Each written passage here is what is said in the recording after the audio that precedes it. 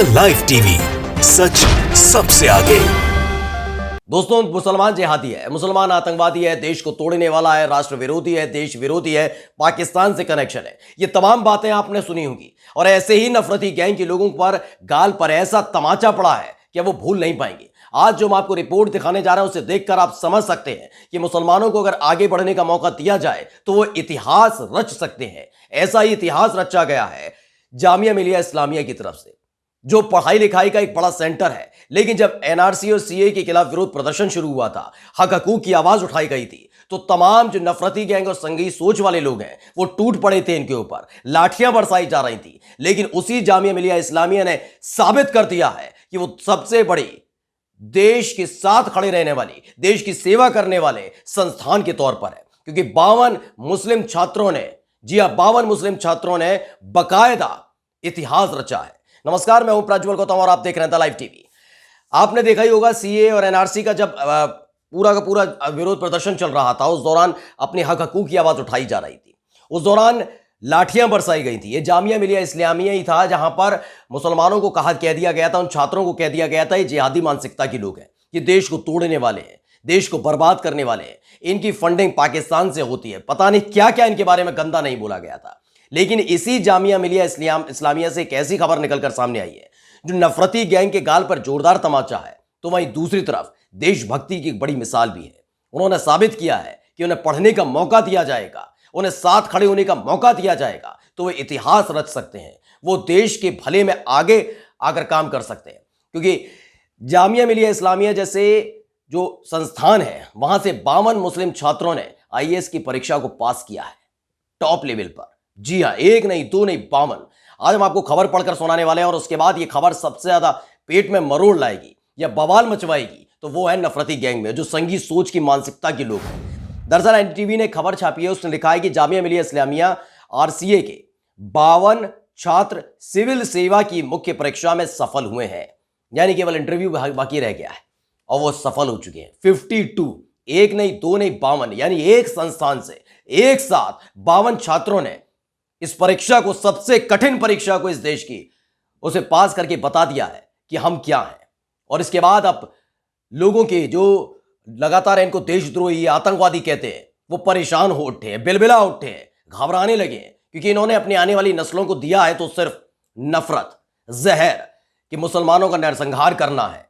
उनको बताया गया है कि मोबाइल 5000 को लो लेकिन लाख रुपए का अपना एक हथियार खरीदो। ये एक हकीकत है और यही एक वजह है जिसके चलते अब ये परेशान हो उठे हैं कि कैसे सिविल सेवा की परीक्षा में ये लोग पास कर गए। सबसे पहले खबर पढ़ के बताते हैं और फिर आपको बताएंगे कि हो क्या रहा है।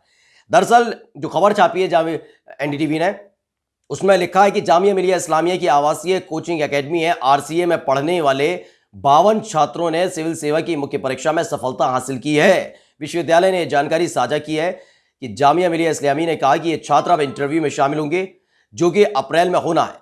यूनिवर्सिटी में शुक्रवार को जारी एक बयान में कहा गया कि जामिया मिलिया इस्लामिया के आरसीए में पढ़ाई कर रहे 52 छात्रों ने सिविल सेवा मुख्य परीक्षा 2021 में कामयाबी हासिल की।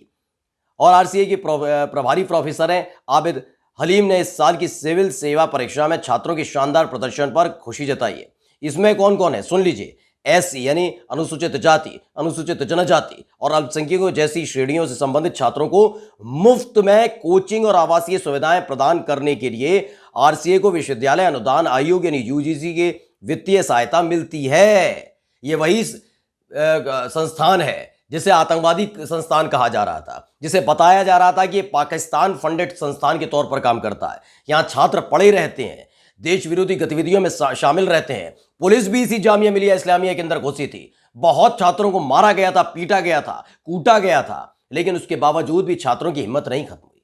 उन्होंने अपनी दम पर पढ़ाई करके यह साबित कर दिया है कि वो देश सेवा के लिए सबसे ज्यादा तत्पर रहते हैं, उन लोगों से ज्यादा जो इस देश में नफरत की खेती बोते हैं, जो आने वाली नस्लों को बर्बाद करने के लिए उपदेश देते हैं, जो बताते हैं कि कैसे मुसलमानों का नरसंहार कर देना चाहिए। ये जोरदार तमाचा उनके गालों पर, जिन्होंने हमेशा और हमेशा अपने आप को सत्ता में रखने के लिए या प्रभुत्व स्थापित करने के लिए हमारी आने वाली नस्लों को बर्बाद करने की कोशिश की है।